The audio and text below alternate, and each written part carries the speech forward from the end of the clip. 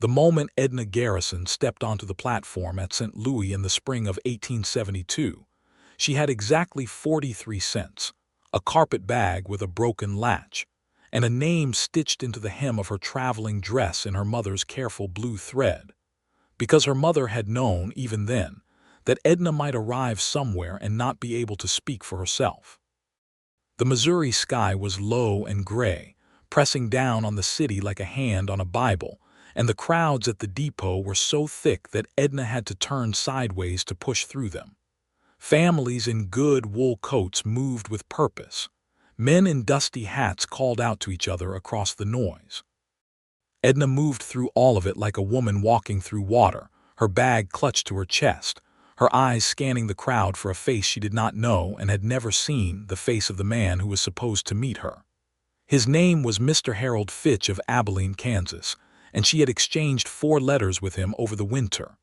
The letters were short and not particularly warm, but they were honest enough, and Edna had told herself that honest enough was more than plenty. She was 22 years old.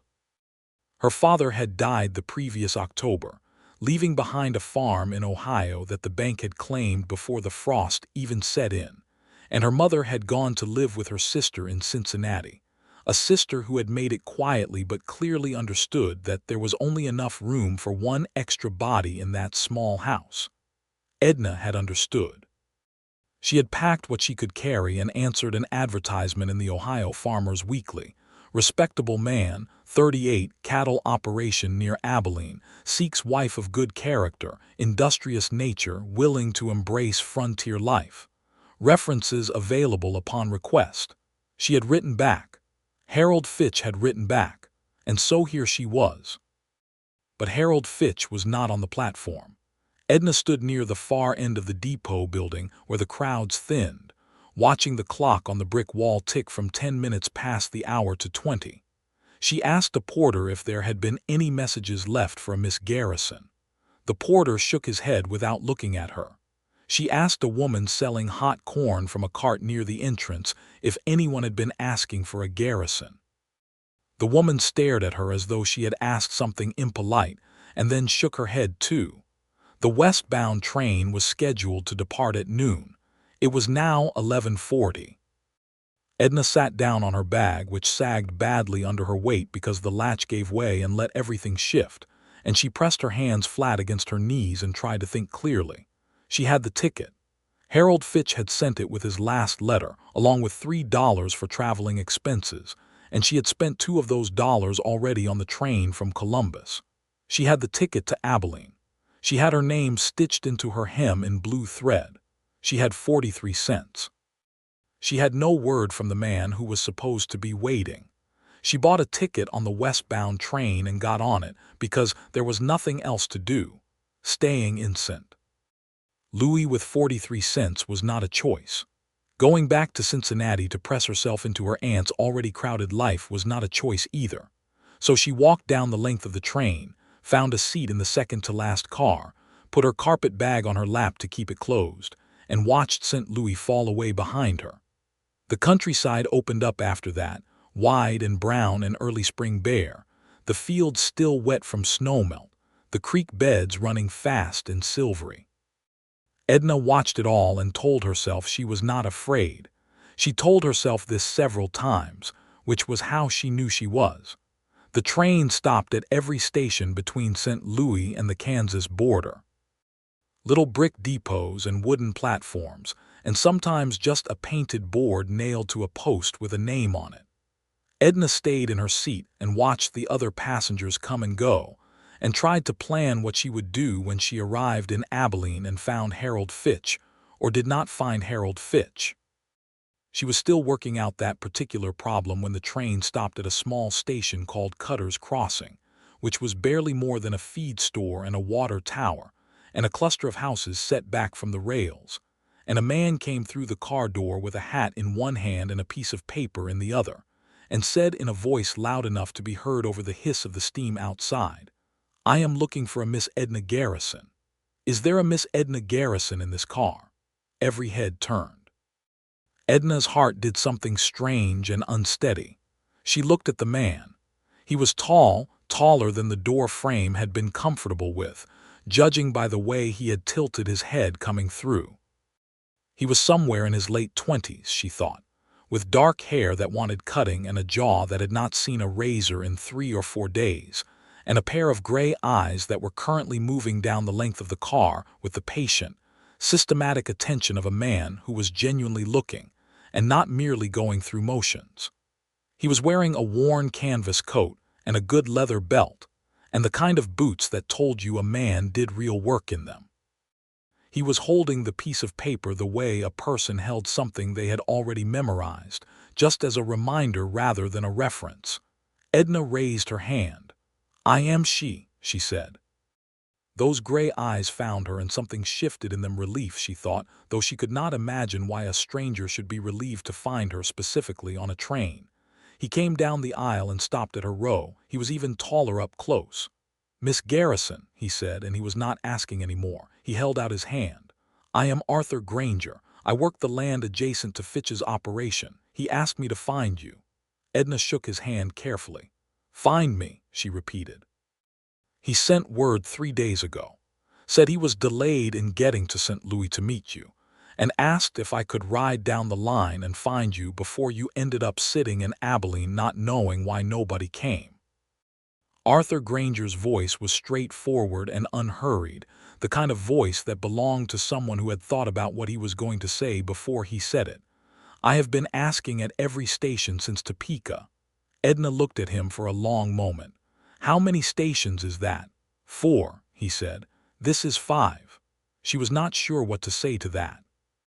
It seemed like a great deal of effort on behalf of a man she had not met, to find a woman he had never seen, on behalf of a third man who had not sent the courtesy of a telegram himself. She said, "That was very kind of you." "It was the least that needed doing," Arthur said, which was not quite the same as calling it kindness, and Edna noticed the distinction. He gestured toward the seat across from her. "May I?" "Please," she said. He sat down and set his hat on his knee and looked at her with those steady gray eyes, and Edna had the sudden and uncomfortable feeling that she was being assessed, not unkindly, but honestly, the way a man looked at a stretch of ground before he decided whether it was worth planting. She supposed she was doing the same to him if she was being fair about it. "Is Mr. Fitch well?" she asked. "He is," Arthur said. "A fence line came down in the last storm and he lost 20 head of cattle into the neighboring county, and he has been riding to collect them all week. He did not want to leave the work." He paused. "He is sorry for the inconvenience." The word inconvenience hung in the air between them. Edna thought about the 43 cents. She thought about her name in her mother's blue thread sewn into her hem because her mother had been afraid she would get lost and not know how to find herself. She said, "I see," in a voice that gave nothing away. Arthur looked at his hat. He turned it once in his hands. "I am sorry," he said, "that it was handled this way." The train moved through the afternoon, the light shifting from gray to gold as the clouds thinned to the west, and Arthur Granger stayed in the seat across from Edna Garrison and told her what she could expect when she arrived in Abilene. He described the town without embellishment. It was a cattle town, busy in season and quiet in the off months, with a main street that had 2 saloons and a dry goods store and a good church and a doctor who had come from Louisville and knew his business. He told her that the land around Harold Fitch's operation was flat and wide, and could be lonesome if a person was not prepared for the open space after living in more settled country. He said all of this the way a person read directions from a map, careful and clear, without making it sound either better or worse than it was. Edna listened, and she watched his face while he talked, and she thought, "This is a man who does not lie to spare feelings, but he also does not tell hard truths for the pleasure of it." She was not sure when she had developed an opinion about a stranger's character inside of an hour, but she had, and it sat in her chest alongside everything else she was carrying, warm and unasked for.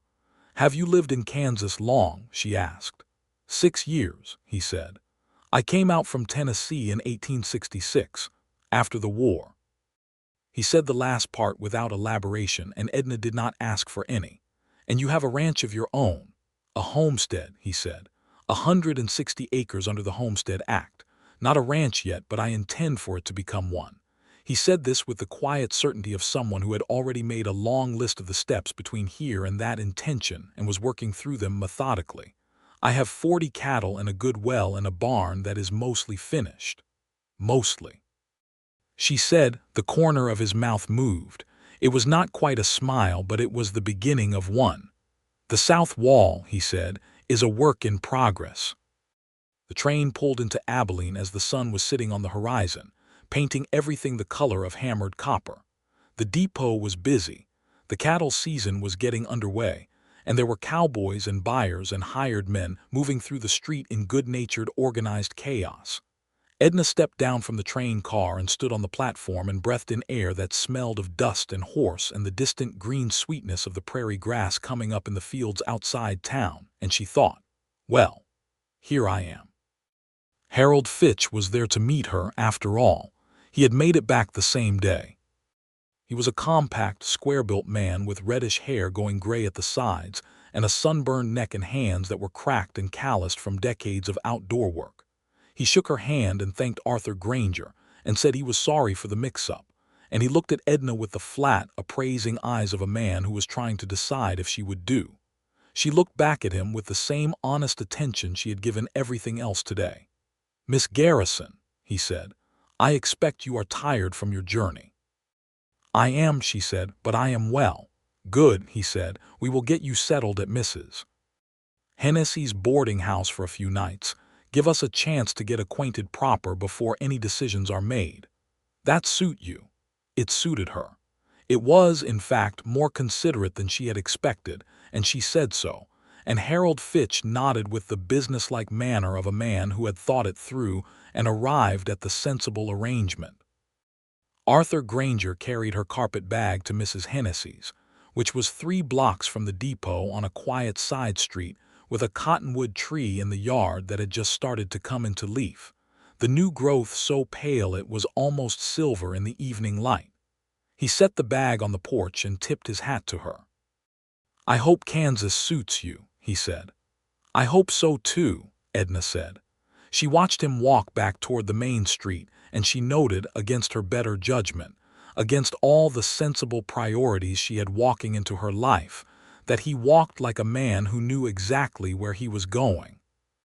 The next 4 days were a careful, civil courtship with Harold Fitch, conducted mostly at Mrs. Hennessy's dining table over meals that were good and plentiful, and on one occasion at the church on Sunday, where Edna sang in the second verse without the hymn book, and Harold Fitch noticed this with something that might have been approval. He was not an unkind man. He was not an ungenerous man. He was a man of 57 years, though he had said 38 in his advertisement, and this, when she had quietly worked it out from what he'd told her of his history, was something she turned over in her mind with a kind of careful stillness. He was a man who had been without a wife for 11 years since his first wife, Clara, had died of fever in the winter of 1861. He had 2 grown sons who ran their own operations further west and visited on Christmas when the weather cooperated. He had a house that needed a woman's attention and a table that had been set for one for too long.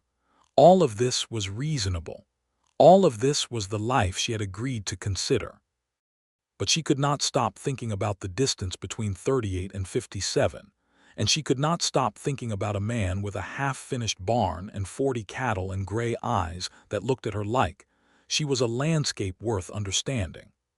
Arthur Granger came by Mrs. Hennessy's on the Wednesday morning, not to call on Edna.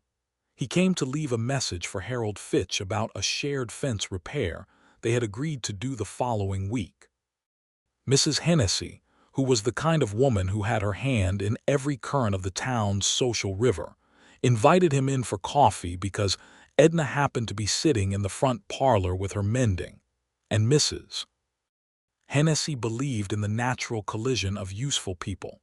Edna looked up from her needle when he came through the door. He looked at her the way he had on the train, that steady, honest look, and said, "Good morning, Miss Garrison," as though seeing her again was both expected and agreeable. "Good morning, Mr. Granger," she said. He sat in the chair by the window while Mrs. Hennessy brought coffee, and they talked in the way that people talk when they are doing other things. Him turning his hat in his hands again, her working the needle through a tear in the elbow of her second-best blouse, and somehow the conversation found its way to Ohio, and then to the war, and then to what a person did in the aftermath of loss, and then to books. Because Edna mentioned she had read 2 novels on the train from Columbus, and Arthur said he had 3 books on his shelf at the homestead that he had read so many times the spines were giving out. "What 3?" she asked. "Thoreau," he said, "and a history of the Roman campaigns in Gaul, which sounds more impressive than it is, and a novel called The Virginian, except I think it is actually a collection of stories, not properly a novel." She looked at him. "Owen Wister. You know it. I read it in Columbus. It is not published yet. My friend borrowed a manuscript copy from her uncle who works at a publishing house in Philadelphia." Arthur Granger looked at her with an expression that, on a less composed face, might have been delight. "How was it?" he said. "Very good," she said. "Better than it has any right to be." He smiled then, a real one, not the beginning of one she had seen on the train, and Edna felt it land somewhere in the center of her chest like a stone dropped into still water. She spent that afternoon walking along the main street of Abilene with Harold Fitch, who showed her the dry goods store where she would do her shopping, and the church, and the schoolhouse where, he said, without particular emotion, any children they might have would be educated. He pointed out the doctor's office and the land office and the telegraph station. He was thorough. He was organized. He was making her a map of a life, and it was a decent map as maps went. She listened and nodded and said the right things, and inside she was doing a kind of reckoning that she did not entirely like the results of. She went back to her room that evening and sat on the edge of the bed, and took the hem of her dress in both hands and felt the careful stitches of her name there, Edna Garrison, in blue thread, put there by a woman who had loved her enough to be afraid for her. She thought about what her mother would say. Her mother was a practical woman. Her mother would say, "You came all this way to build a life, so build one." She would say, "A good man who is 57 is better than a charming man who is 28 with a half-finished barn." She ran her thumb along the stitches and thought her mother was probably right, and that she was very likely making too much of a few conversations, and a smile she had not expected. She told Harold Fitch the next morning that she needed 1 more day before she gave him her answer, and he said that was fine, and his expression was patient and a little tired, and she thought she saw in it the loneliness of 11 years eating at the edges. She went for a walk on the east side of town that afternoon, past the last house and out to where the prairie took over entirely, the grass coming up green and ankle-deep now in late April, the sky enormous and blue, and so much wider than anything she had grown up with. An Ohio sky was a sky that fit between things, tree lines and hills and the edges of barns. This sky had no edges. It went until it simply stopped because the earth curved away. She heard hoofbeats and turned, and Arthur Granger was riding toward her on a plain brown horse, riding easy. The way a man rode when he had ridden so much, it was simply the way he moved when he happened to be on a horse. He saw her and slowed and then stopped and looked down at her with an expression she could not read at all. "I'm not following you," he said. "I came out to check the east fence and I come this way most days." "I did not think you were following me," she said, which was true. He dismounted anyway and stood beside the horse. They were standing on a slight rise and the town was behind them and the prairie was in front of them, and it was very quiet except for the wind moving through the grass. "Have you decided?" he asked, and then immediately said, "You do not have to answer that. It is none of my business." "I have not," she said. "I am still thinking." He looked out at the prairie. "He is a good man," he said. "Harold, he is fair and he works hard and he will not mistreat you."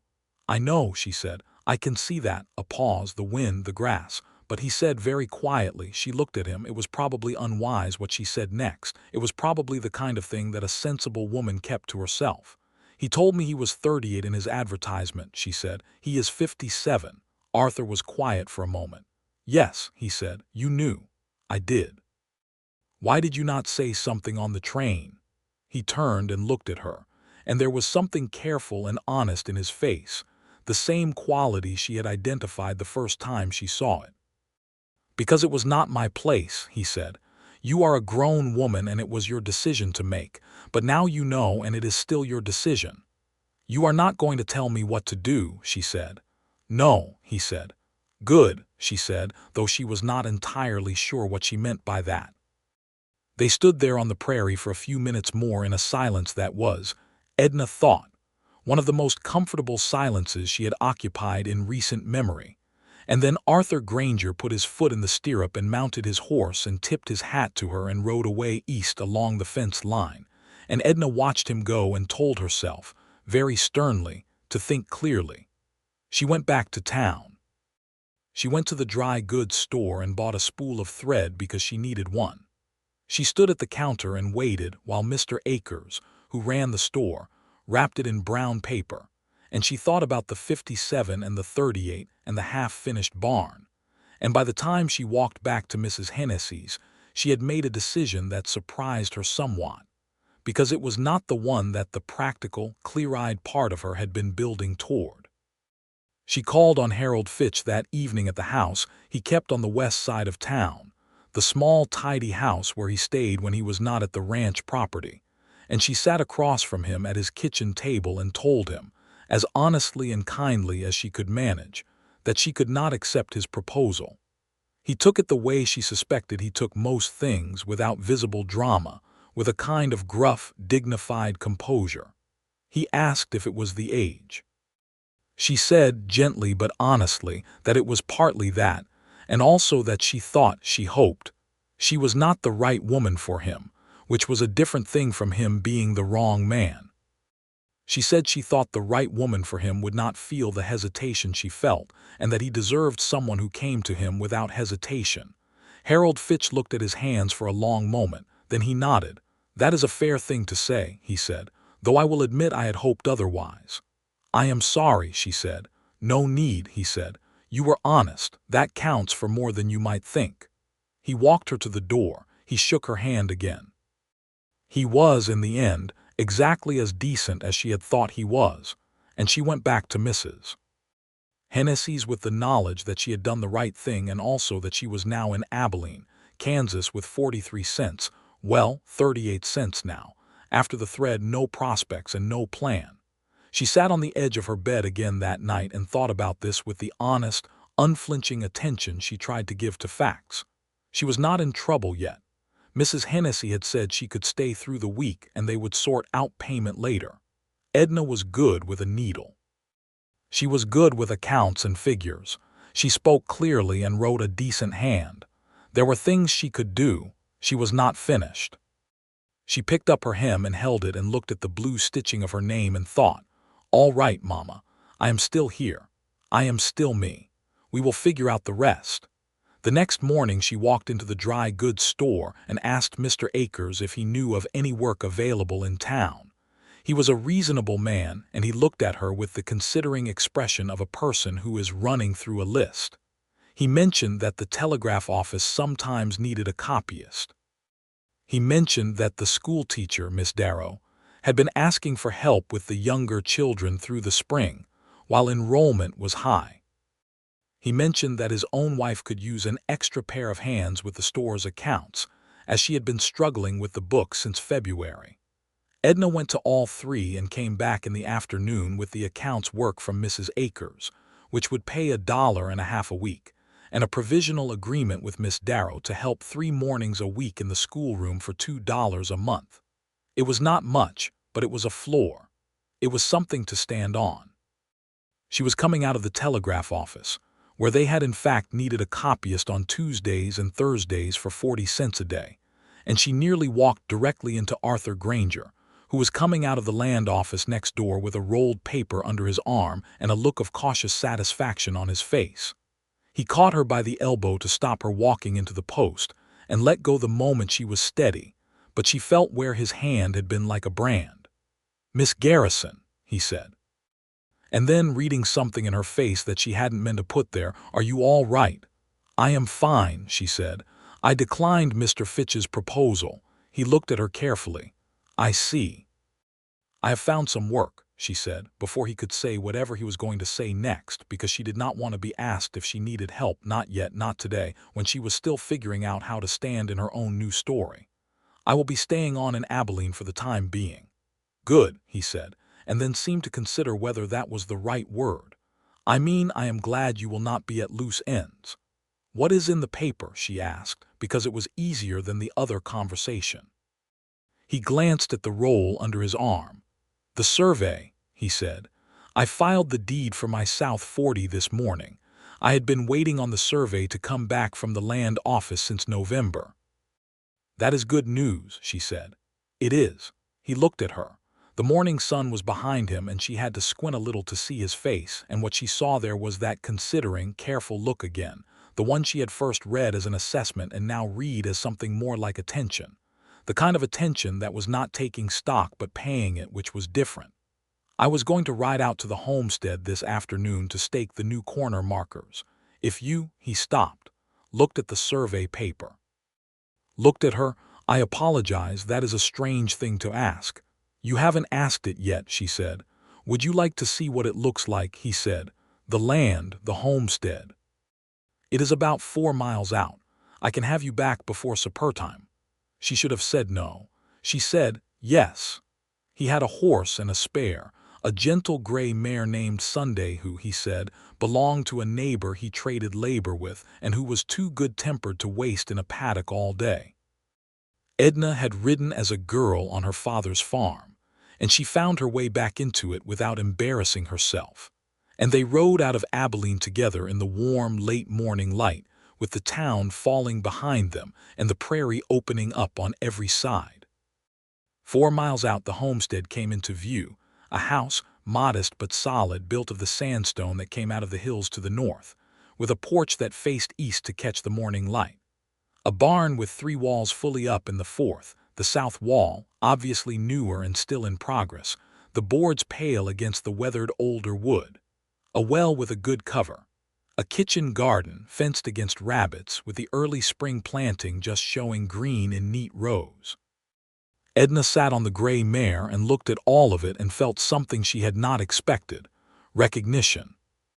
Not that she had been here before, but that she recognized the shape of it, the intention in it, the care that showed in every deliberate choice, the fence posts set plumb, the garden rows straight, the house sitting just right to take advantage of the rise in the ground and the prevailing wind. "The south wall," she said, "is a work in progress," he confirmed, dismounting. "You said that before." "It continues to be true." He came around and steadied Sunday while Edna dismounted. "I ran short of lumber in November and the mill did not restock until March. I have the materials now." "When will you finish it?" "This week, if I can get 2 days free of other work."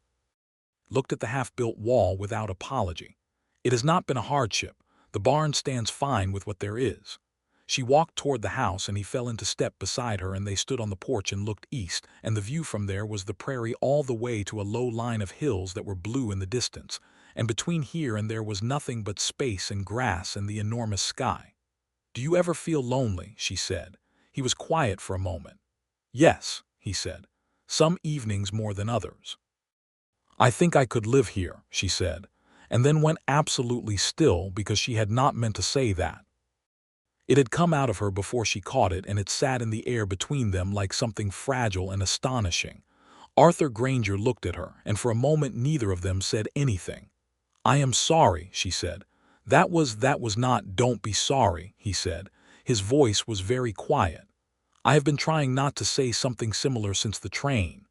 She turned and looked at him. The sun was fully overhead now, and they were standing in the shade of the porch roof, and the light fell soft and even across his face, and she could see everything in it. The steadiness and the care, and beneath it, just visible, the loneliness he had admitted to, and something else now, something that had the shape of hope but that he was holding carefully, not wanting to break it. "We have known each other less than a week," she said. "I know," he said.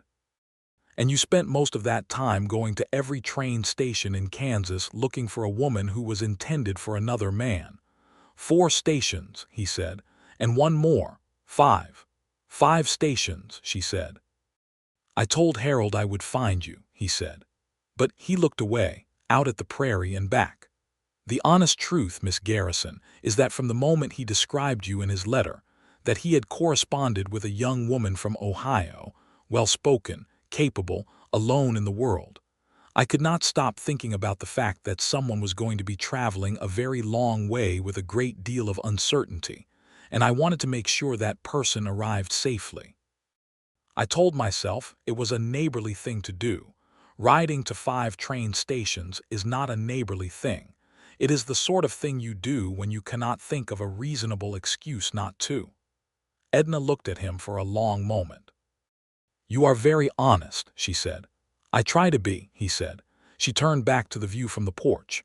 The spring wind moved through the grass and the cottonwoods along the creek line showed their first leaves, the light through them making a soft green shimmer. She thought about her mother's stitching.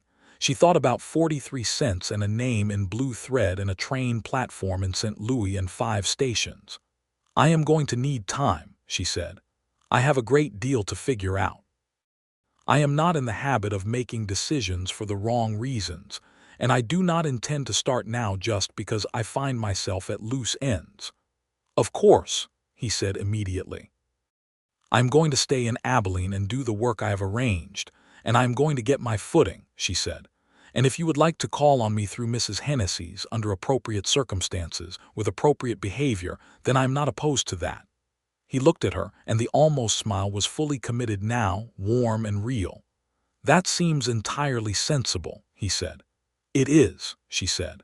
They rode back to Abilene in the afternoon, and she thought about the view from his porch the whole way.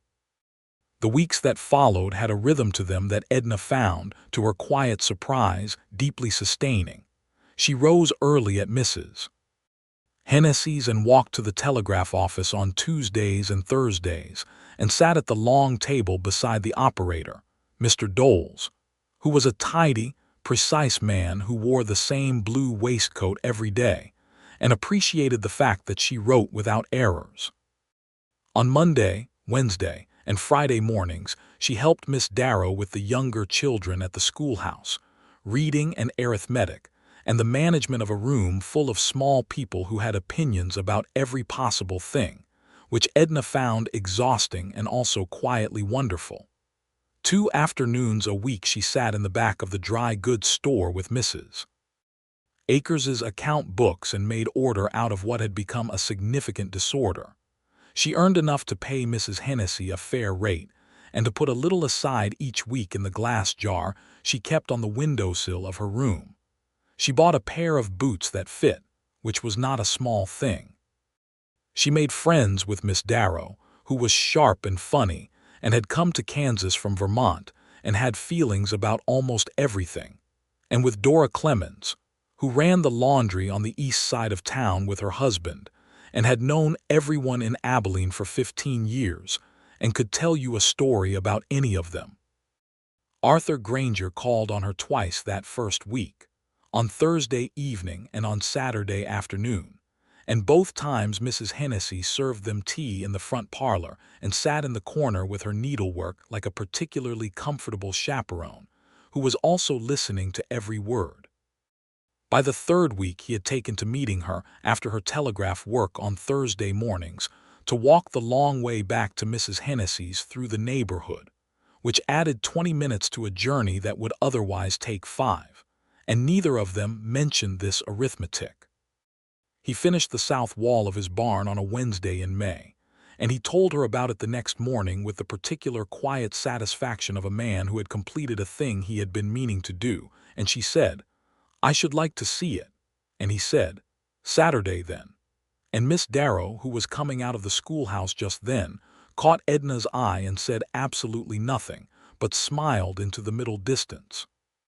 On Saturday he came with both horses again, and they rode out to the homestead, and he showed her the south wall, which was done and solid, and already beginning to look like it had always been there.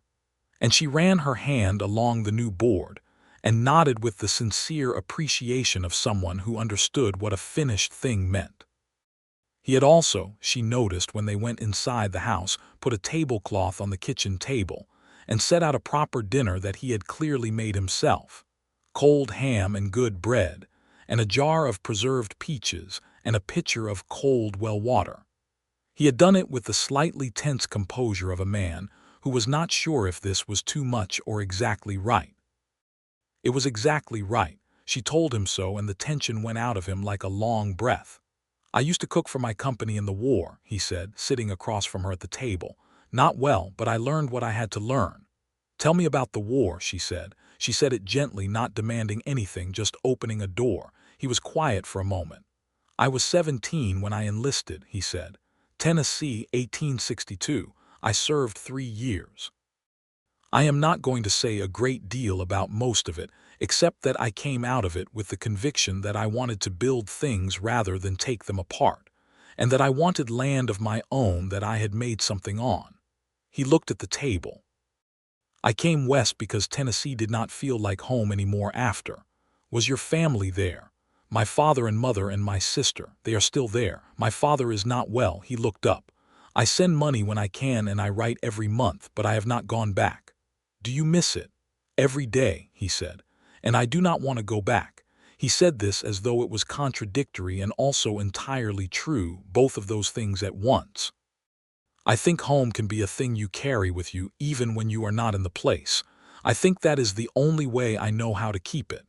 Edna thought about Ohio, about her mother's kitchen and the smell of the apple trees in bloom and the particular quality of the light in autumn when the whole state went gold.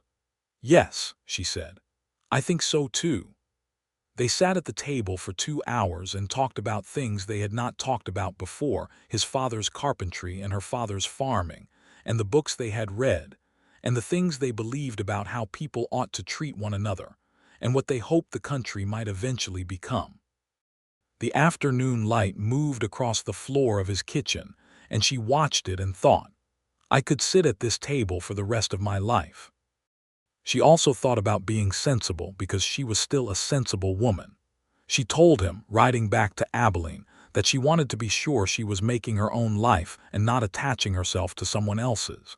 She said she had come out west because she had no choice, and she did not want to stay out west because she had no choice either. She wanted to stay because she chose it.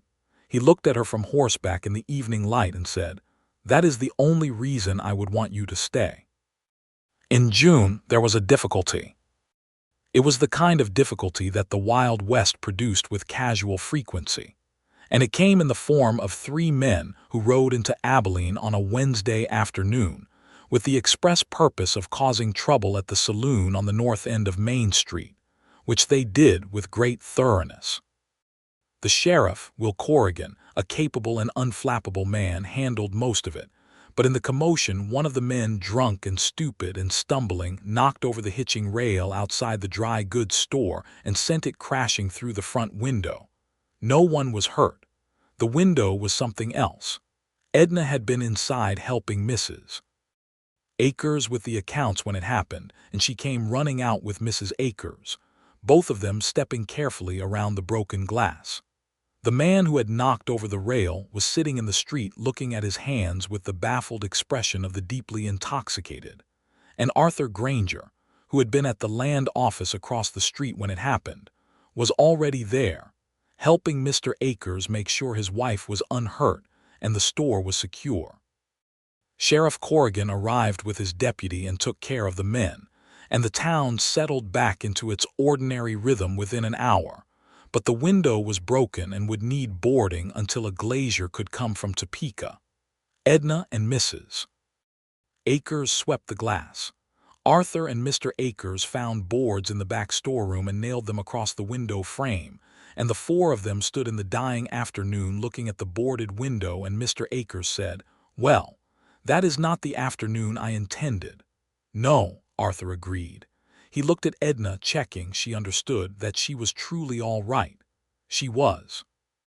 But she recognized in his expression something she had not seen before, a particular kind of attentiveness, not worried but awake, the kind of look a person gave the things they were not willing to lose. She filed it away carefully. Later, when the actresses had gone inside and Arthur was putting away the spare boards, she said, "You do that." "Do what?" he said. "Check," she said. "You look at me when something happens and you check." He stacked the last board and brushed the sawdust off his hands and looked at her. The evening was coming in around them, warm and amber, and the street was quiet again. "Yes," he said, "I do." "You have been doing it since the train," she said. "Since 5 stations ago," he said, which was an odd way to put it and also exactly right. She looked at him for a long moment and then she said, "Arthur," which was the first time she had used his given name, and she saw him hear it. "Edna," he said. She took the 2 steps between them and put her hand against his chest, over his heart, and felt it beating hard and steady under her palm, and he covered her hand with his own, and that was all for the moment, but it was everything. The following Sunday he was in the pew beside her at the church, and Mrs. Hennessy did not even pretend she was not pleased, and Miss Darrow caught her eye over the hymn book, and this time did not bother to hide the smile.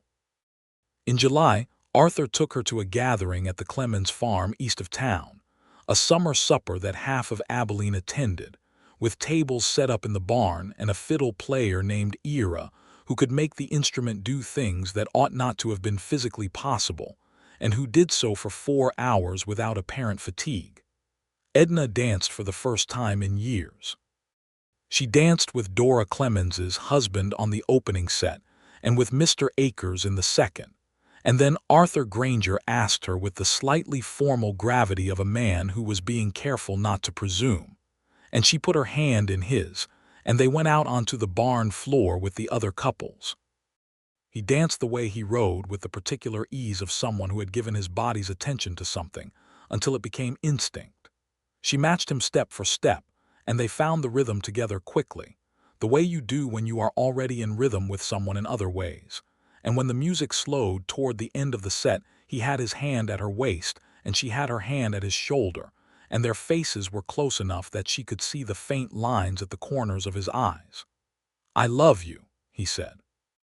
He said it the way he said most things, not impulsively but with intention, having arrived at the statement the way he arrived at things, carefully and honestly. She looked at him in the warm lantern light of the barn, with Ira's fiddle winding down around them and all the other people in the world seemingly very far away. "I know," she said.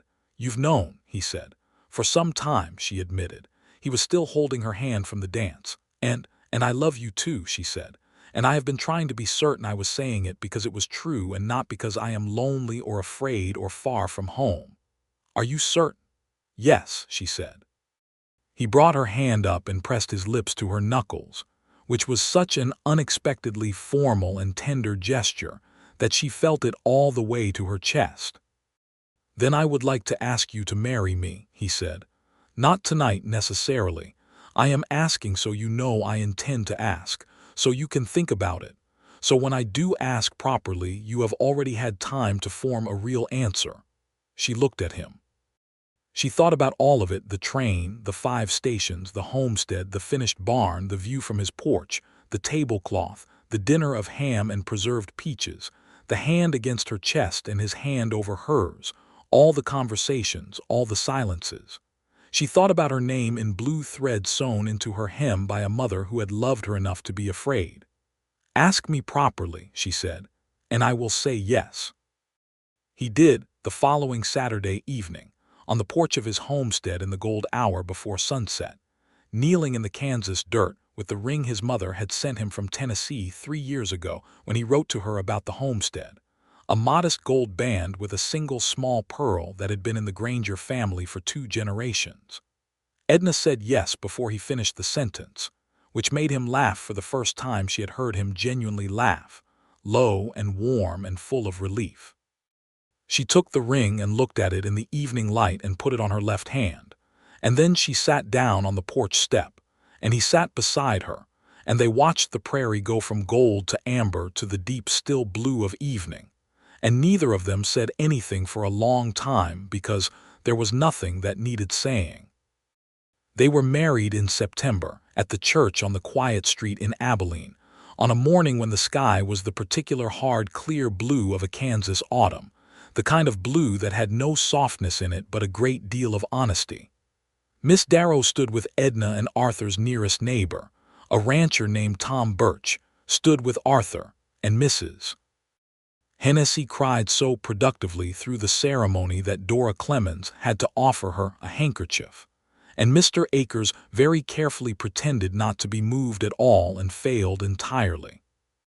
The pastor, Reverend Marsh, a spare and thoughtful man who had been in Abilene almost as long as the church had, read the vows with quiet care, and when he got to the part about cleaving only to each other, forsaking all others, as long as they both should live, Arthur Granger looked at Edna Garrison. Edna Granger, now, though she liked the sound of both, liked that she was carrying both names forward, and his gray eyes were steady and bright and entirely committed, and she looked back at him with everything she had. And promised.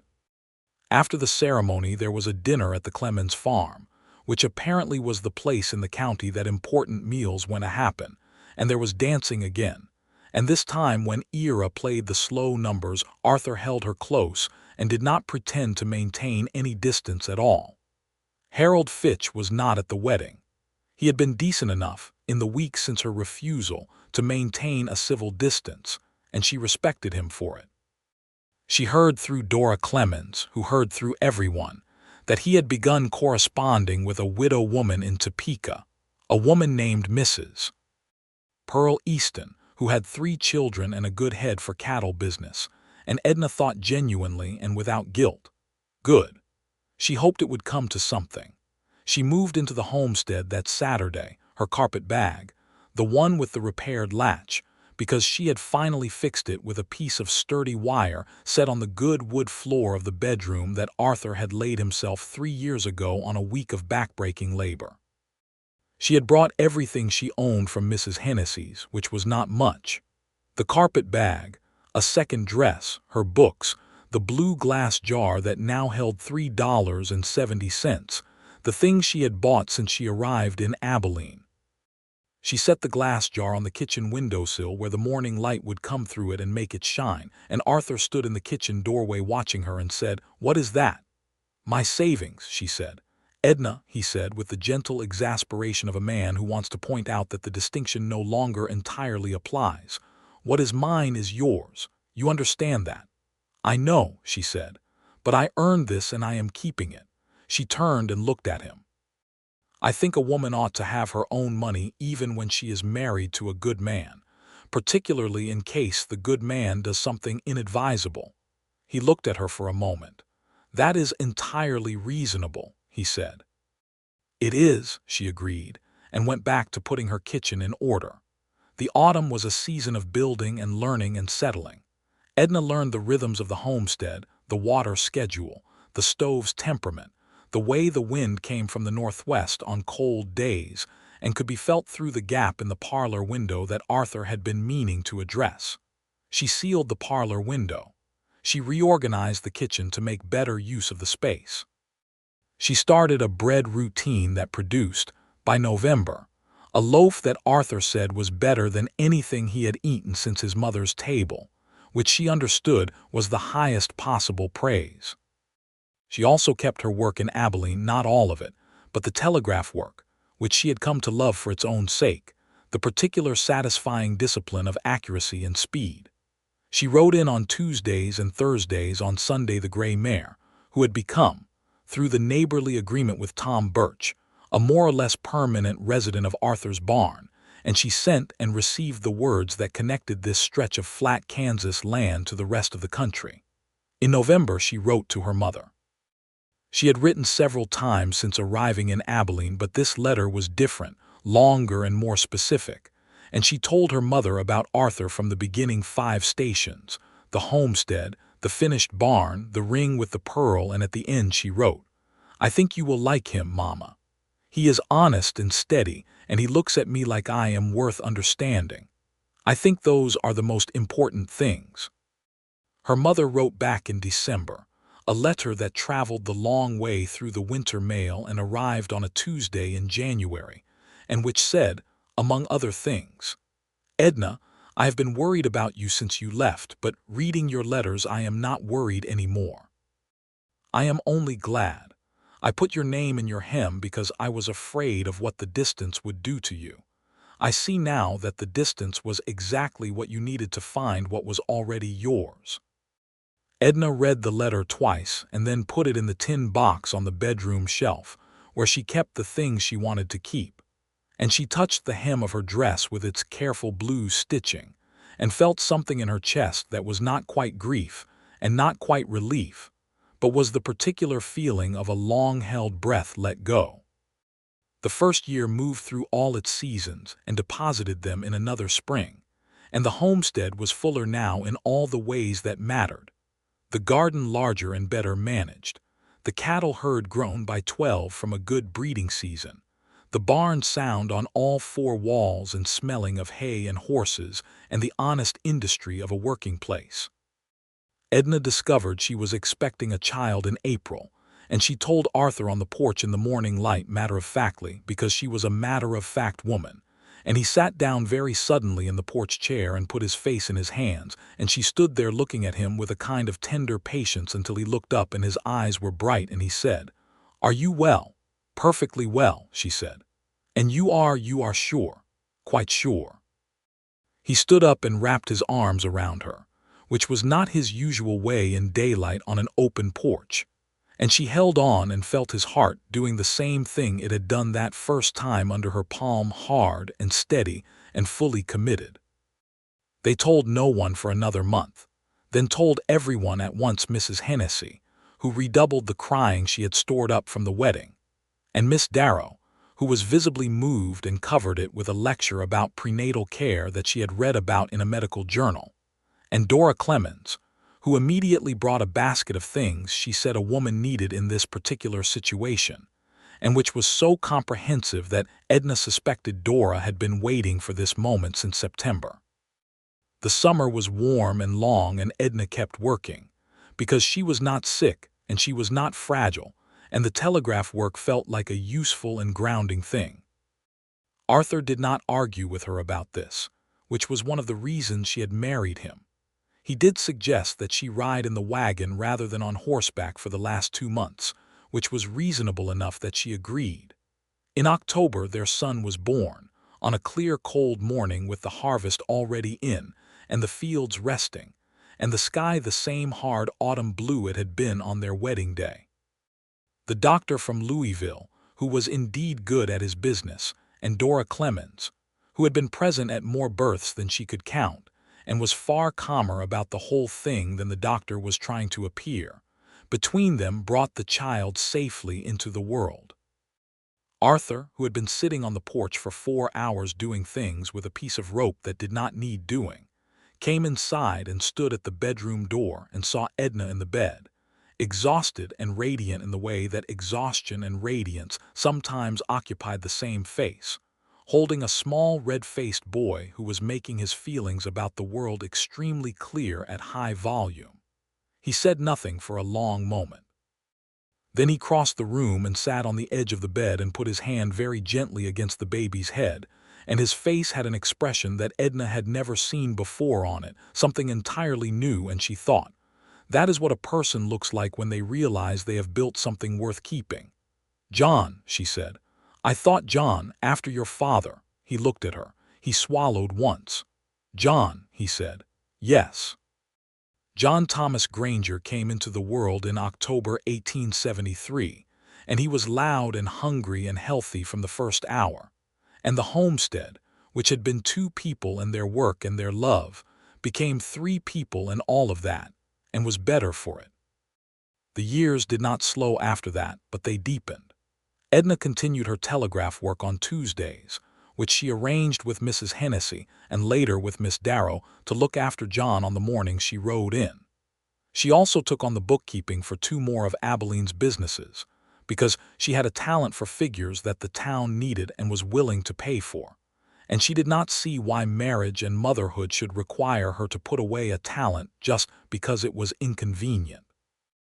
Arthur expanded the herd steadily, negotiated a good contract with a cattle buyer out of Kansas City in the spring of 1874, and used the money to add 2 rooms to the east side of the house, which they both agreed were needed without any particular discussion of why, because the why was obvious enough. Dora Clemens said that the Granger homestead was becoming one of the prettiest properties in the county, and she said it with the frankness of a woman who did not give out compliments as currency, but meant them when she spent them. Harold Fitch did marry Mrs. Pearl Easton in the spring of 1874. Edna heard this from Dora and felt nothing but genuine warmth for them both.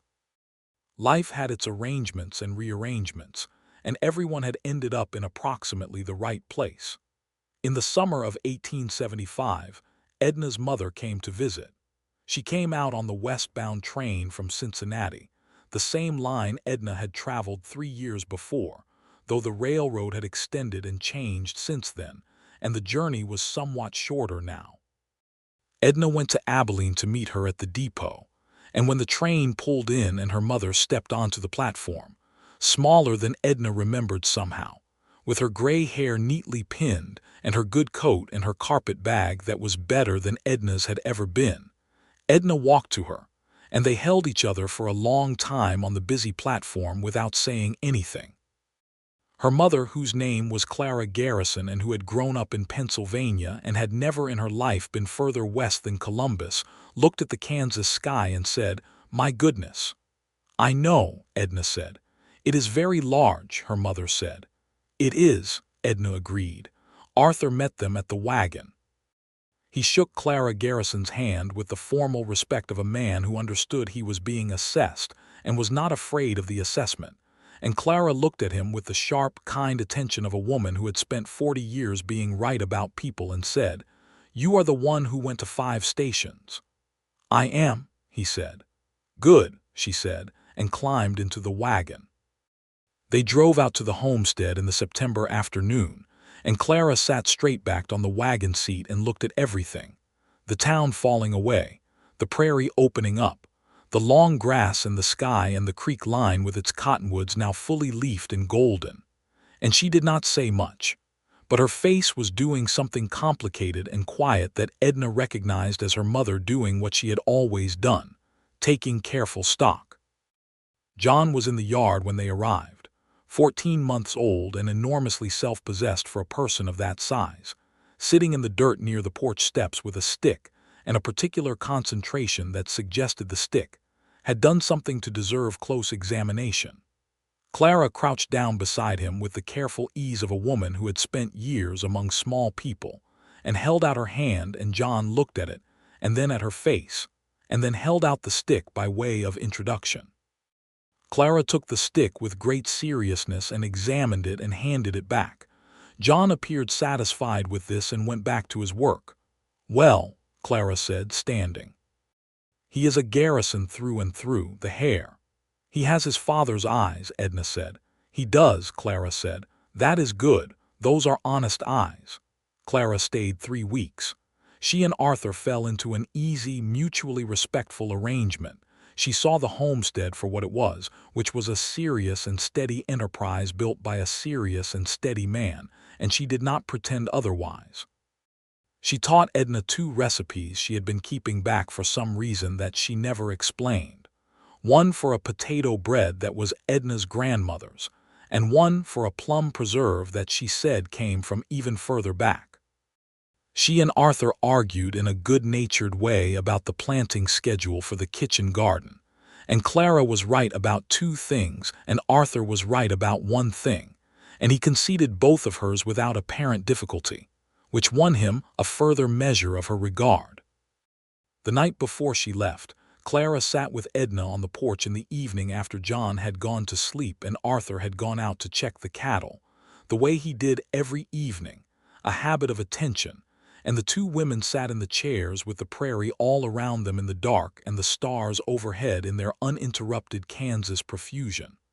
"I was afraid for you," Clara said, "when you got on that train." "I know," Edna said. "I sewed your name in your hem because I could not think of anything else to do." She was quiet for a moment.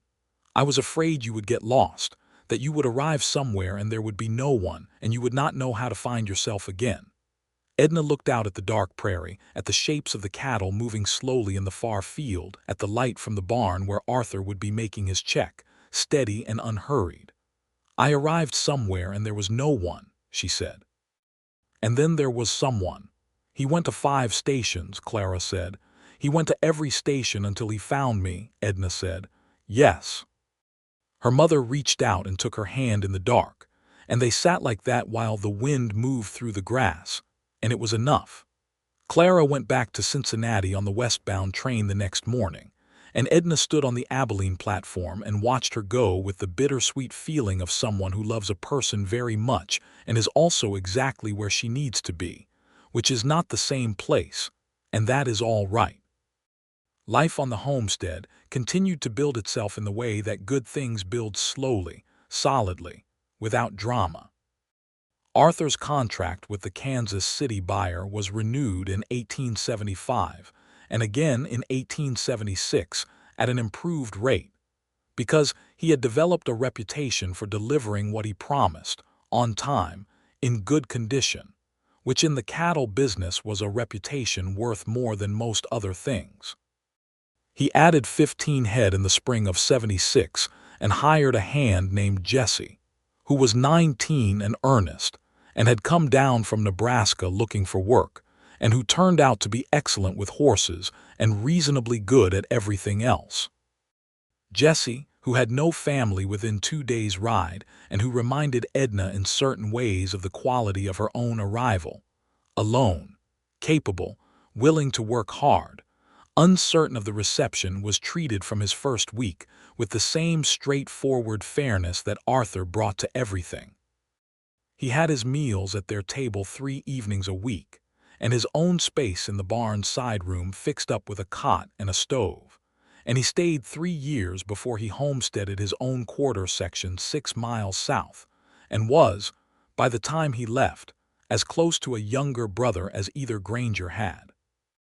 In the spring of 1876, Edna had John baptized at the Abilene church and invited the handful of people who had become the fabric of their life here. Dora and her husband, Miss Darrow, the Ackerses, Tom Birch, Reverend Marsh, Jesse with his hat in his hands looking solemn. Mrs. Hennessy came and cried with the reliability of someone fulfilling a natural function, and John looked around the church with his father's gray eyes and his mother's stubborn chin, and seemed to find everything broadly acceptable. That evening, after everyone had gone and John was sleeping and the house was quiet, Edna sat at the kitchen table with the glass jar from the windowsill in front of her. It held a good deal more than $3.70 now. She was thinking about what to do with it. She and Arthur had talked earlier in the week about the section of land to the south that was coming available through the land office. The same 40 acres that Jesse would eventually claim, though neither of them knew that yet, and she had a thought about the jar. She told Arthur.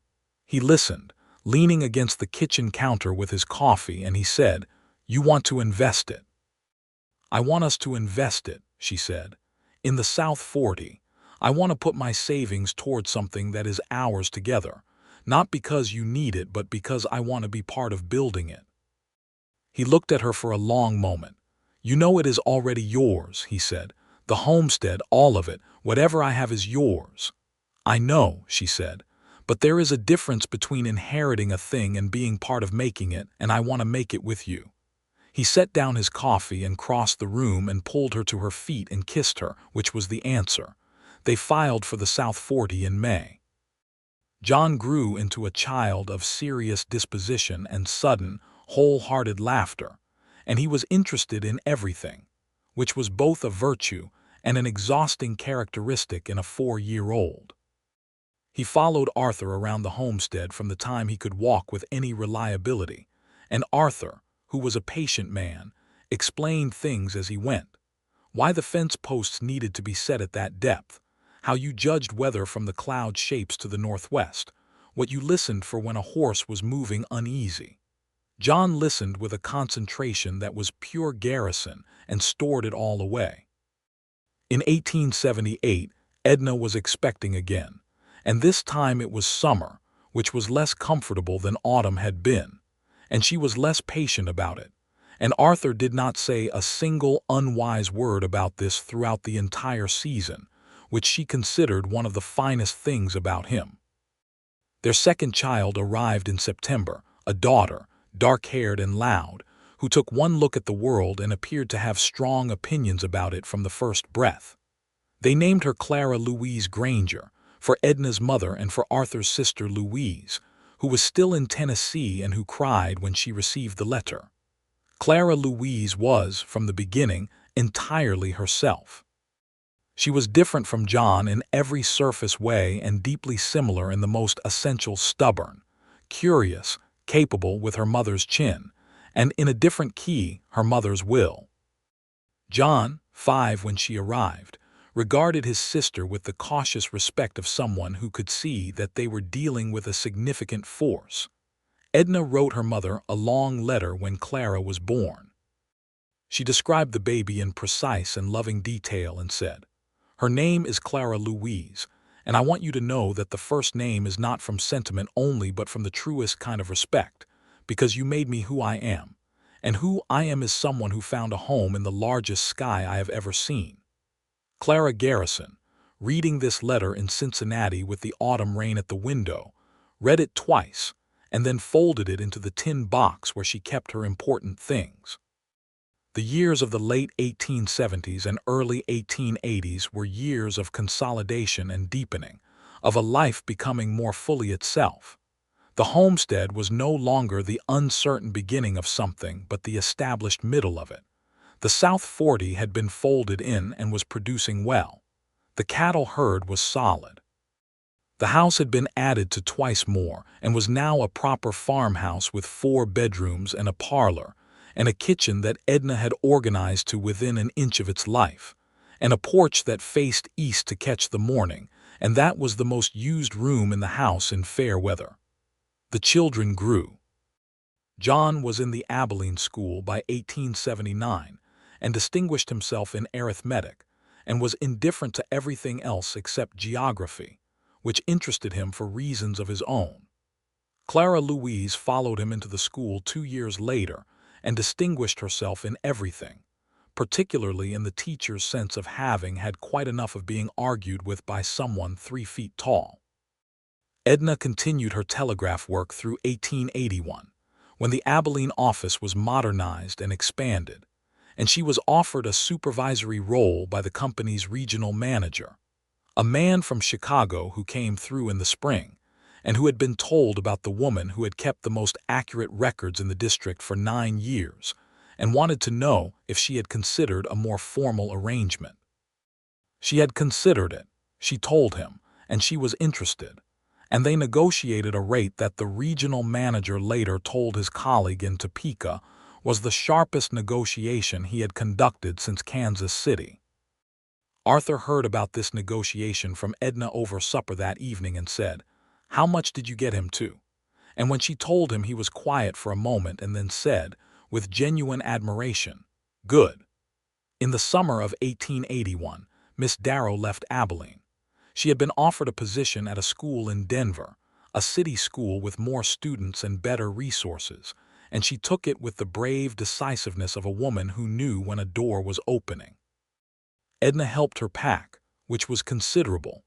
Miss Darrow had accumulated 10 years of books and papers and teaching materials, and they sat on Miss Darrow's floor in the last afternoon, surrounded by boxes, and drank coffee from the cups that had not been packed yet, and talked about what it meant to leave a place and what it meant to stay.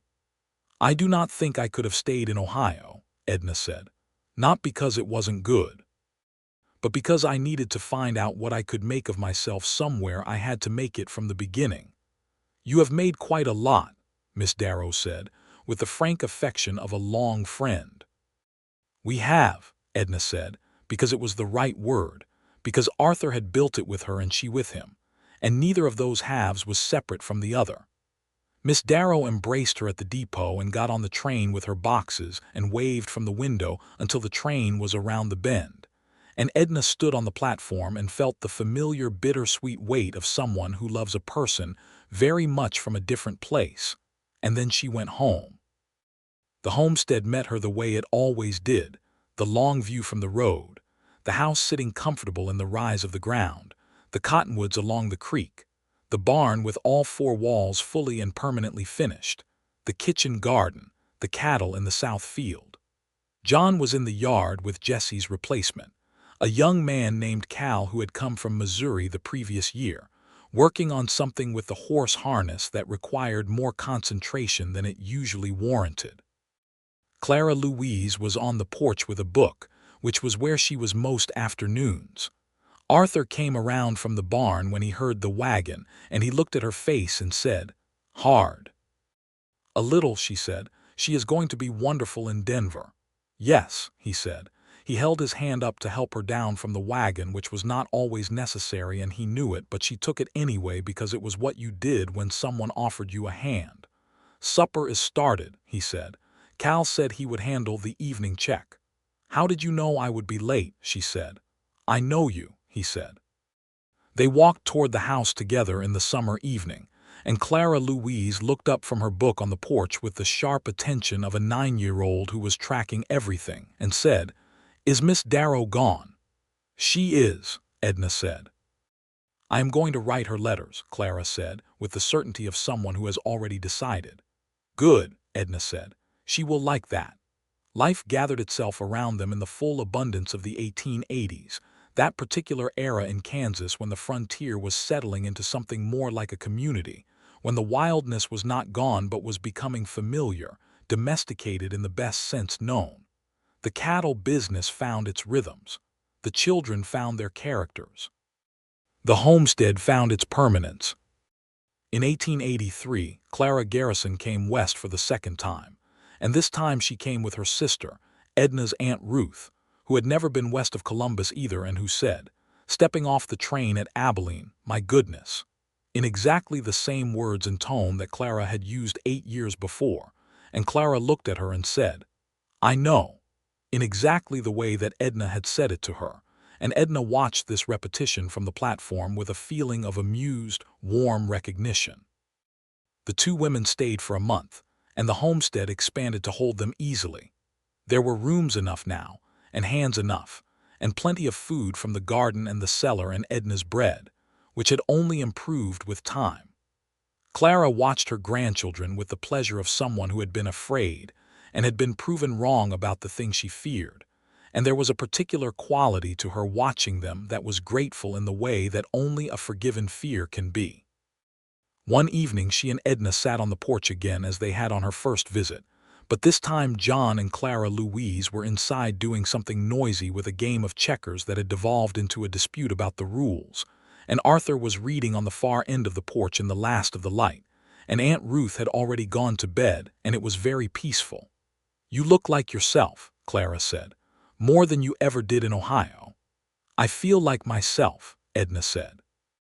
"More than I ever did anywhere else." Her mother looked at her profile and then out at the dark prairie. "I still have that letter," she said. "The one you wrote after Clara Louise was born. I have kept all of them." "So have I," Edna said, "in the tin box on the bedroom shelf." They sat in comfortable quiet, the two of them, while the wind moved through the grass and the checkers dispute resolved itself through some agreement or possibly exhaustion, and the stars came out one at a time and then all at once. Arthur put down his book and looked at the sky. "There," he said, pointing. "That is Jupiter, the bright one." "Which?" said John, appearing at the screen door. "Come and see," Arthur said. And John came out onto the porch and stood beside his father and looked where he pointed, and Clara Louise materialized at Edna's elbow, having apparently given up on the interior, and Clara Garrison watched all of it with her hands folded in her lap, and the expression of a woman who has received exactly what she had hoped for without ever quite believing she would get it. In 1885, Edna turned 35. Arthur made her dinner on the porch, a real dinner, a good one, with flowers from Clara Louise's garden section, and a bottle of wine that he had ordered from the dry goods store, which was now run by the Ackerses' eldest son, the elder Ackerses having retired to a smaller house in town. John, 12, was at a friend's place for the night, and Clara Louise, 7, was asleep by 8, and they sat on the porch in the mild September evening and drank the wine and watched the stars come out and talked about the things they were still going to do. "I want to take the children east," Edna said, "to Cincinnati, to meet the family properly. John is old enough and Clara is getting there." "Next summer," Arthur said, "after the cattle are delivered. I will arrange it." "I can arrange it myself," she said. "Of course you can," he said. "I meant I would help." She looked at him in the lamplight. 12 years married, and he still looked at her like the landscape that was worth understanding, except that he understood it very well by now and kept finding new things in it. She felt the same about him, that there was more of him all the time, as if a person expanded into the love that was given to them. "What else?" he said. "I want to write something," she said.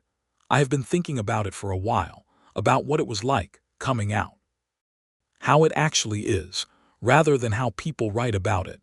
The magazine writers who come through and write about the romance of the frontier, and none of it is quite true." She paused. "I want to write about a woman on a train with a broken latch on her bag and 43 cents, and a name stitched into her hem, and what she made of a place she had no guarantee of." He was quiet for a moment. "That would be a very good thing to write," he said. "You should. You are not going to tell me I have enough to do." "I would never," he said, and he meant it. And she knew he meant it, and that was the thing about a good man that you could not fully explain to someone who had not yet found one. That a good man who loved you wanted more of you, not less, wanted the full extent of what you were and what you could do, and did not feel diminished by your abundance. She started writing in the winter of 1885, in the early mornings before the house woke up, at the kitchen table with the glass jar on the windowsill catching what light there was. She wrote about the train, about the platform in St. Louis, about the blue thread. She wrote about Abilene, and the people she had found there, and the life she had built in a place she had arrived at without any guarantee. She wrote about the woman she had been and the woman she had become, and how they were the same woman all the way through, only more so. She showed it to Arthur in the spring, a fair copy written out on good paper, and he read it at the kitchen table in one sitting while she made bread and tried not to watch him. When he finished, he looked up, and his face had that expression she associated with the morning John was born, something entirely new, something that had not been in his range of expressions before this moment. "This is extraordinary," he said. "Do not be partial," she said. "I am partial," he said, "but that is not why I am saying it. This is extraordinary. You should send it to someone." She sent it to the Kansas City paper first, because that seemed like the right place to start. The editor wrote back in July and said he would run it in 3 parts in the autumn edition, and could she write more? She could. She did. In the summer of 1886, they went east to Cincinnati on the train, all 4 of them, Arthur with his hat and his canvas coat, now more worn than ever but still good, Edna in her second-best dress with the blue thread still in the hem, John wide-eyed and trying to look as though he was not wide-eyed, Clara Louise with her nose against the window for the entire journey from Abilene to St. Louis, and most of the journey from there east. The cities got bigger and the farms got smaller and the air changed, and John said, "Is this Ohio?" And Arthur said, "Not yet," and Clara Louise said, "Tell me when it is Ohio," and they did. Clara Garrison met them at the Cincinnati station with Aunt Ruth and a cousin Edna had not seen in 10 years, and there was the particular busy warmth of a family reunion on a train platform, everyone talking at once, and John submitted to being held by his grandmother with dignity, and Clara Louise immediately began asking Clara Garrison about her name, which led to a conversation that ran for most of the first evening. They stayed 2 weeks. Edna walked through the city where she had spent the winter before she went west, and she saw it with different eyes, not the eyes of a woman without options, but the eyes of a woman who had made choices she was glad of, and the city was perfectly good and had nothing to say to her. On the last evening, she and her mother sat in the parlor of the Cincinnati house after everyone else had gone to bed, and her mother said, "Are you happy?" Edna thought about it the way she thought about real things honestly, and without the performance of happiness that was often expected of women in the telling of their lives. She thought about the homestead and the porch and the view from it, about Arthur's hands and his gray eyes and his 3 books with the spines giving out, about John's serious concentration and Clara Louise's magnificent opinions, about the tin box on the shelf and the glass jar on the windowsill and the blue thread in her hem. She thought about 5 stations. "Yes," she said, fully. Her mother reached out and took her hand. "Good," she said. "That is all I ever wanted." They went back to Kansas on the train in August, all 4 of them, and John watched the city fall away and the country open up and said, "There it is," when the first big Kansas sky appeared, and Clara Louise pressed her nose to the glass on that side this time. "There it is," Arthur agreed. Edna looked out at the sky and the grass and the long, straight horizon, and felt what she always felt arriving home, that particular, specific relief of knowing exactly where you belong. The years continued, settled and full. John finished his schooling in Abilene and had ambitions about the land that were both his father's and his own particular variation on them. By his late teens, he was running the South 40 with a competence that made Arthur step back not from the work but from the sole authority of it, which was the right time to step back, and both of them knew it. Clara Louise finished school and then kept reading, because nothing Abilene's school could offer her was sufficient to her appetite, and Edna arranged for her to correspond with a professor of natural science in Lawrence who had written to Edna after reading her Kansas City pieces, and who turned out to have a great deal to say to a girl who wanted to know everything. This correspondence lasted 4 years and resulted, eventually, in Clara Louise going to Lawrence to study, which was a new development in Kansas women's education in those years, and which Clara Louise approached with the fearless confidence of someone who had been told all her life that she was capable. Edna stood on the Abilene platform again and watched her daughter board a train, and thought about what it was to love someone who was heading towards something they needed that was somewhere else, and about how that was the best kind of loving, the kind that lets people go toward their own lives. Arthur stood beside her. He watched the train until it was out of sight. Then he put his arm around her shoulders and she leaned into him, and they stood there on the platform, a man and a woman who had found each other across 5 stations and 15 years, and the enormous uncrossable distance between strangers, and who were now so entirely not strangers that the word felt like it belonged to another language. "She is going to be all right," he said. "She is going to be magnificent," Edna said. In 1892, Edna's pieces were collected and published by a small press in Kansas City as a book, not long, but whole, the account of a woman who had come west with nothing but herself and made something real. The title was the editor's suggestion, The Distance Between Strangers. It sold modestly but honestly, and Edna received letters from women all over Kansas and the territories, women who recognized themselves in the pages, who had also come somewhere new with no one waiting and had made what they could of it. She read Arthur one of the letters at the kitchen table on a Thursday evening, a letter from a woman in Wichita who said she had read the book twice, and that the part about the name in the hem had made her cry because her own mother had done something similar, sewn her initials into the lining of her coat. Edna read it aloud and then folded it and put it in the tin box where she put the ones that mattered most. "You gave people something," Arthur said. "I just wrote what happened," she said. "That is what giving people something looks like," he said. "Writing what happened when what happened is true." She looked at him across the kitchen table, this man she had been looking at across this table for 20 years, and felt the same thing she had felt since the beginning, the recognition, the warmth, the deep and settled knowledge of him, and also something still alive in it, something that had not subsided into comfortable habit but remained alert and particular, because he was still interesting to her, still the landscape worth understanding that she had never fully finished understanding. "You know," she said, "you went to 5 stations." He looked up from his coffee. "I think about that sometimes," she said. "That you went to every station until you found me, for a man who was your neighbor, for a woman you had never met. And I have always known there was more to it than neighbor Linus, but I have never quite asked you." He was quiet for a moment. "Harold wrote to me in February," he said.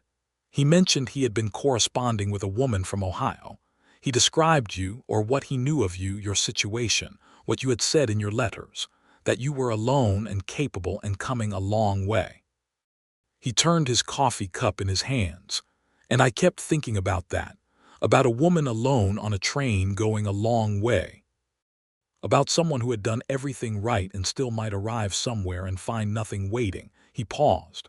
"I could not stop thinking about it. So when Harold asked if I could ride down the line and find you, I said yes before he finished the sentence." "And at every station," she said. "I asked at every station," he confirmed. "Yes, because I did not know what car you were in or what you looked like or even if you were still on the train. I knew only your name. So I asked for Edna Garrison at every station until someone raised her hand." She looked at him for a long moment. "Edna Garrison," she said, "in blue thread." "In blue thread," he said. "And you found her," she said. "I found her," he said. She reached across the table and put her hand over his, and he turned his palm up and held on, and they sat there in the kitchen of the house they had built together with the lamplight warm around them and the prairie dark and quiet outside. And it was 20 years of the same gesture, her hand, his hand, the held on too, and it was still the best conversation she knew how to have. John came in from the evening check with his boots knocking mud at the door, 20 years old now, and tall the way his father was tall, and he stopped at the kitchen doorway and looked at his parents holding hands across the table with the soft, slightly embarrassed appreciation of a young man who has grown up knowing what love looked like in practice, and was grateful for it even if he would never quite say so. He went to the stove and poured himself coffee and took it to bed. The night was very quiet. The prairie was very wide. The house was full and good.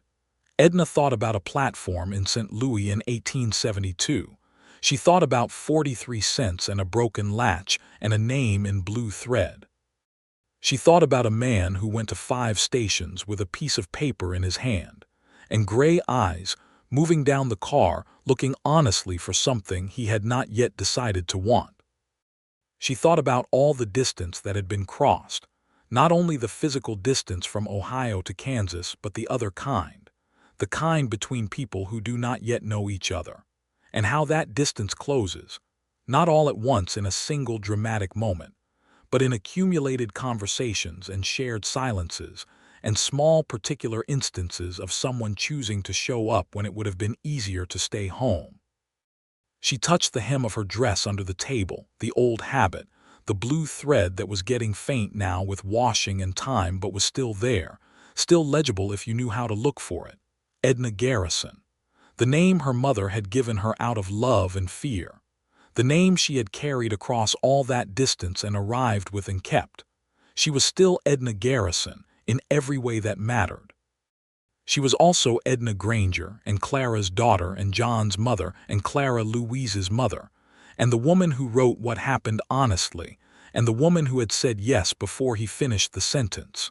She was all of it, stitched together like a careful hem, holding.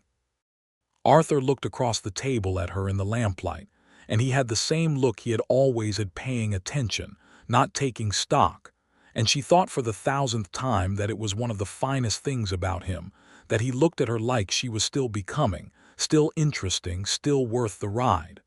"What are you thinking?" he said. 5 stations, she said. He smiled, the real one, warm and full, the one she had first seen at a kitchen table in the same house on a spring afternoon that felt both very long ago and entirely present. "I would go to 50, he said. "I know," she said. Outside, the Kansas night went on forever, deep and starry and wide. The grass moved in the dark wind. The cattle settled.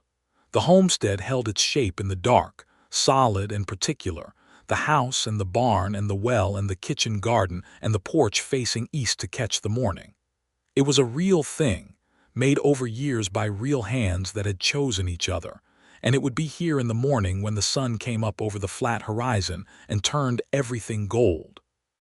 Edna Garrison pressed her hand flat on the kitchen table and felt the solidity of the wood beneath her palm and thought, "Here, I am here.